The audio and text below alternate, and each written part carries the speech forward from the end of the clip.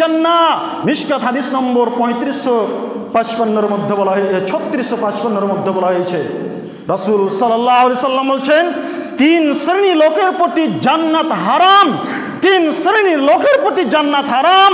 তার মধ্যে এক শ্রেণী চল আক্কু, পিতামাতার অবাধ্য সন্তান। যেই ছেলেকে আপনি MA BA করিয়েছেন, কলেজের প্রফেসর করেছেন, ডাক্তার ইঞ্জিনিয়ার করেছেন, সেই ছেলে আপনার অবাধ্য সন্তান। তোমরা মনে রাখো, তোমরা যদি বাবা মার সেবা সঠিকভাবে না করো, বাবা মাকে যদি গালি দাও, বাবা মার যদি কথার বিরুদ্ধাচরণ করো, তাহলে তুমি হচ্ছে অবাধ্য সন্তান আর তোমার প্রতি জান্নাত হারাম। মনে রাখবেন, মুসলিমের হাদিসে বলা হয়েছে, রাসূল সাল্লাল্লাহু আলাইহি সাল্লাম বলেছেন সব থেকে বড় পাপ হচ্ছে 3টি, সব থেকে বড় পাপ হচ্ছে 3টি। তার মধ্যে একটি পাপ হচ্ছে আল ইশরাক বিল্লাহ, আল্লাহর সাথে শিরক করা, আর দ্বিতীয় পাপ হচ্ছে উকুকুল ওয়ালিদাইন, পিতামাতার অবাধ্য চলা। অতএব আপনি যেই ছেলেকে ABCD পড়িয়ে ডাক্তার ইঞ্জিনিয়ার ব্যারিস্টার করে দিয়েছেন, সেই ছেলেই হচ্ছে আপনার অবাধ্য সন্তান। এই শিক্ষা দিয়ে আপনার ভবিষ্যতে 5 পয়সা লাভ হবে না, আপনি যদি তাকে দ্বীনি শিক্ষা দিয়ে না রাখেন। আজ আপনার কথা শুনছে না কেন আপনার ছেলে? তাকে আদর্শ শিক্ষা দিতে পারেননি। আপনার পিঠে লাঠি পড়ছে কেন? আপনি আদর্শ শিক্ষা দিতে পারেননি, তার জন্য আপনাকে লাভ খেতে হচ্ছে আপনার ছেলের কাছে। অতএব প্রথম যে শিক্ষা, সেই শিক্ষা আপনাকে কোরআন হাদিসের শিক্ষা দিতে হবে। আপনার ছেলের বয়স 5 বছর বয়স হয়েছে, 5 বছর থেকে আপনাকে কি করতে হবে? হাতে ধরে তাকে ডেকে আদর করে মসজিদে নিয়ে যেতে হবে। তাকে ছোট ছোট দুয়াগুলো, সূরাগুলো আপনাকে নিজে থেকে তাকে শিক্ষা দিতে হবে। কিন্তু আমরা যখন 5 বছর বয়স হয়ে যায়, 4 বছর বয়স হয়ে যায়, তখন প্রথম তাকে শিক্ষা দিই, বাবু বলো ABC, A for apple, B for ball, C for cat, D for dog, এগুলো শিক্ষা দিই আমরা। তাকে কি আমরা শিক্ষা দিয়েছি? বাবু যখন খেতে বসবে তখন বলবে বিসমিল্লাহ, এই শিক্ষা কি আমরা দিয়েছি? খাওয়া শেষ হবে বলতে হয় বাবু আলহামদুলিল্লাহ বলো, শিক্ষা দিয়েছি কি? রাত্রে ঘুমানোর সময় আমরা বলেছি কি বাবু বলো ঘুমানোর দোয়া আল্লাহ বিসমি কামত ওয়াহিয়া বলো, এই দোয়াকে আমরা শিক্ষা দিয়েছি? শিক্ষা দিইনি। তো আপনার পিঠে লাঠি পড়বে না কেন? আপনাকে জুতা খেতে হবে না কেন? আপনি তো সুশিক্ষায় শিক্ষিত করেননি আপনার ছেলেকে, নিজে তো করেননি, আপনার ছেলেকেও করেননি। অতএব অনুরোধ থাকবে, প্রথম শিক্ষা কোরআন হাদিসের শিক্ষা দেওয়ার চেষ্টা করুন, দ্বীনি শিক্ষা দেওয়ার চেষ্টা করুন। দ্বীনি শিক্ষা যদি আপনি দেন তাহলে আপনার লাভ কি রয়েছে? সহিহ মুসলিম হাদিস নম্বর 1631 মধ্যে বলা হয়েছে, আবু হুরায়রা থেকে বলেন, তিনি বলেন রাসূল সাল্লাল্লাহু আলাইহি সাল্লাম বলেছেন, যখন আদম সন্তানের মৃত্যু হয় তখন তার সকল আমল সাথে সাথে থেমে যায়, বন্ধ হয়ে যায়। আদম সন্তানের যখন মৃত্যু হয় তখন তার সকল আমল সাথে সাথে থেমে যায়, বন্ধ হয়ে যায়, ইল্লা মিন সালাসান, মাত্র 3টি আমল অব্যাহত থেকে যায়। 3টি কি? 1 নম্বরে আল্লাহ রাসূল বলেছেন সাদাকাতিন জারিয়াতিন, যদি আপনি এই পৃথিবীর মাটিতে দান সাদকা খায়রাত করে যান। ধরনের এই মসজিদ রয়েছে, এই মসজিদে আপনি একটা পাংখা কিনে দিলেন, এই পাংখা যত দিন পর্যন্ত চলবে তত দিন পর্যন্ত আপনার কবরে নেকি পৌঁছতে থাকবে। আপনি এক গাড়ি ইট করে দিয়ে দিয়েছেন, এই ইট মসজিদে যত দিন লেগে থাকবে, যত দিন মানুষ ইবাদত করবে, তত দিন পর্যন্ত আপনি নেকি পেতে থাকবেন। 2 নম্বর ইলম, শিক্ষা। আপনি এমন একটা শিক্ষা অর্জন করেছেন যে শিক্ষাটা মানুষের জন্য লাভদায়ক। আপনি কোরআন হাদিসের শিক্ষা অর্জন করেছেন, শিক্ষা অর্জন করে আপনি যত মানুষকে শিক্ষা দিয়েছেন, আপনার মাধ্যম দিয়ে যত ছাত্র উপকৃত হয়েছে, ওই সমস্ত ছাত্ররা, ওই সমস্ত লোকেরা যতদিন পর্যন্ত শিক্ষা অর্জন করবে, তারা যতদিন পর্যন্ত শিক্ষা দিবে, আপনি শিক্ষার ফলাফল পেতে থাকবেন, নাকি পেতে থাকবেন। 3 আও ওয়ালাদিন সালিহিন, নেক সুসন্তান। আপনি এই পৃথিবীর মাটি যদি আপনার একটা ছেলেকে দ্বীনি শিক্ষা দিয়ে, কোরআন হাদিসের শিক্ষা দিয়ে, তাকে আদর্শ শিক্ষায় শিক্ষিত করে যদি পৃথিবীর মাটি থেকে যান, এই ছেলে আপনার জন্য দোয়া করবে। এই ছেলে যত দিন সালাত আদায় করবে, এই ছেলে যত দিন কোরআন হাদিসের শিক্ষা দেবে, তত দিন আপনার কবরে নেকি পৌঁছতে থাকবে।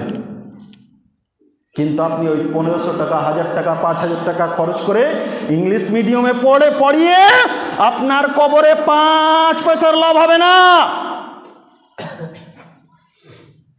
মনে রাখবেন, এইভাবে শিক্ষা দিয়ে আপনার ভবিষ্যৎ অন্ধকার হয়ে যাবে। কেননা আপনার ছেলে তো আল্লাহকে বলে ভয় করে না। দুনিয়াতে যত রকমের অপকর্ম রয়েছে, দুনিয়াতে যত রকমের অন্যায় রয়েছে, সমস্ত অন্যায় আপনার ছেলে করে, তা আপনাকে চিনবে কি করে? আপনি তাকে জন্ম দিয়েছেন বটে, কিন্তু সেই আপনার ছেলেই আপনার প্রতি কী করবে? আপনাকে একদিন লাত মারবে, জুতো মারবে, কথায় কথায় তর্ক করবে, মাকে চিনবে না, বাবাকে চিনবে না, ভাই বোনকে কাউকে চিনবে না। তার মধ্যে আদর্শ শিক্ষা নেই। অতএব আপনি আপনার ছেলেকে এমন প্রতিষ্ঠান দেবেন যেখানে দ্বীনি শিক্ষার ব্যবস্থা রয়েছে, যেখানে কোরআন হাদিসের শিক্ষার ব্যবস্থা রয়েছে, সেই জায়গাতে শিক্ষা দেবেন। আপনাকে আমি নিষেধ করি না যে আপনি আপনার ছেলেকে ডাক্তার করিয়েন না, ইঞ্জিনিয়ার করিয়েন না, ব্যারিস্টার করিয়েন না। আপনি ইঞ্জিনিয়ার করুন, ব্যারিস্টার করুন, ডাক্তার করুন, সব কিছুই করুন, তবে ইসলামিক শিক্ষা প্রথমত তাকে কিছুটা দিয়ে দেন। কিছুটা শিক্ষা কোরআন হাদিসের দিয়ে দেন। দেওয়ার পরে আপনার ছেলেকে আপনি ডাক্তার, ইঞ্জিনিয়ার করুন, ব্যারিস্টার করুন, কোনো সমস্যা নেই, কোনো অসুবিধা নেই। আর আপনি এমন শিক্ষা দিয়েছেন যে আপনার ছেলে দাঁড়িয়ে পেশাব করছে, আপনি এমন শিক্ষা দিয়েছেন আপনার ছেলে রাত দিন দাঁড়িয়ে চাচ্ছে, আপনি এমন শিক্ষা দিয়েছেন আপনার ছেলে রাত দিন প্যান্ট টাকনুর নিচে পরিধান করে, আপনি এমন শিক্ষা দিয়েছেন রাত দিন আপনার ছেলে মদ পান করে, বিড়ি সিগারেট খায়, জেনা করে, ব্যভিচার করে, সুদ খায়, সর্ব ধরনের অন্যায় করে আপনার ছেলে। এই শিক্ষা সুশিক্ষিত নয়।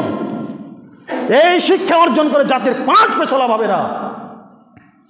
এই শিক্ষা অর্জন করে জাতির কোনো লাভ হবে না।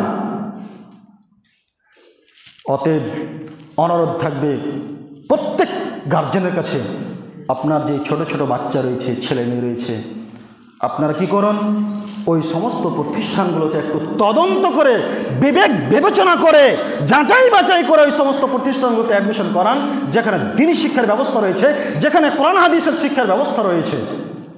আর আজ এই সমস্ত শিক্ষা প্রতিষ্ঠানগুলোতে কি হয়, প্রতি বছর অ্যানুয়াল যেটা প্রোগ্রাম হয়, সেই প্রোগ্রাম কি হচ্ছে, ওই যে 10টা 15টা 20টা সূরা মুখস্থি করিয়ে দিয়েছে, 2টা 4টা ইসলামিক সঙ্গীত মুখস্থি করিয়ে দিয়েছে, কিছু দোয়া মুখস্থি করিয়ে দিয়েছে।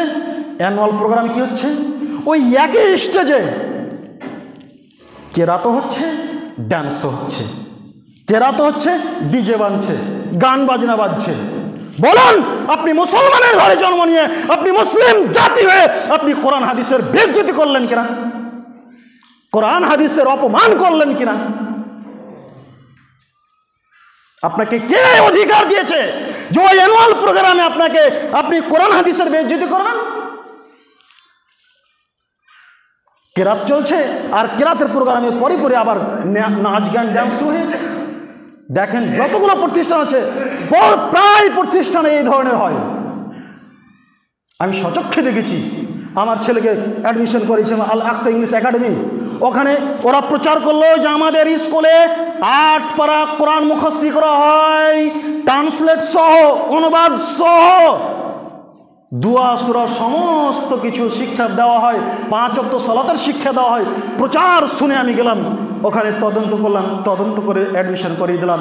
তারা মাশাআল্লাহ চেষ্টা করছে ইসলামিক শিক্ষা দেওয়ার পরে, কিন্তু ফাইনাল যেটা অ্যানুয়াল প্রোগ্রাম, সেই প্রোগ্রাম আমাকে ইনভাইট করলো, আমি গেলাম। ওখানে গিয়ে দেখলাম অ্যারাবিক বক্তব্য চলছে, বাংলা বক্তব্য চলছে, উর্দু বক্তব্য চলছে, ক্রাত চলছে, আর মাঝে মধ্যে ডান্স চলছে, গান বাজনা চলছে।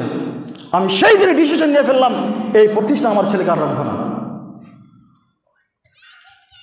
সেই দিন ডিসিশন নিয়ে আমি ছেলেকে তারপরে গিয়ে নিয়ে চলে এসেছি, সেখানে রাখিনি।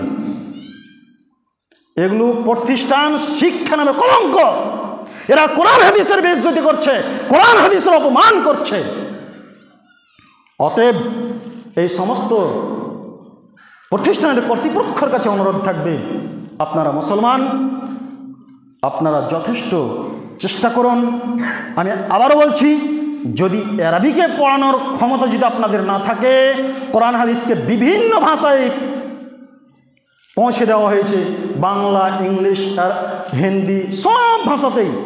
অতএব সেই সমস্ত কোরআন হাদিসের বইগুলো সংগ্রহ করে আপনারা ছেলে মেয়েকে ইসলামিক শিক্ষা দেওয়ার চেষ্টা করুন। আজ আমাদের সমাজের মানুষ ইসলামিক শিক্ষা থেকে এতটাই দূরে সরে রয়েছে যে বলার শেষ নেই। আল্লাহ তাআলা যেন আমাদের সকলকে ইসলামিক শিক্ষা অর্জন করার তৌফিক দান করে।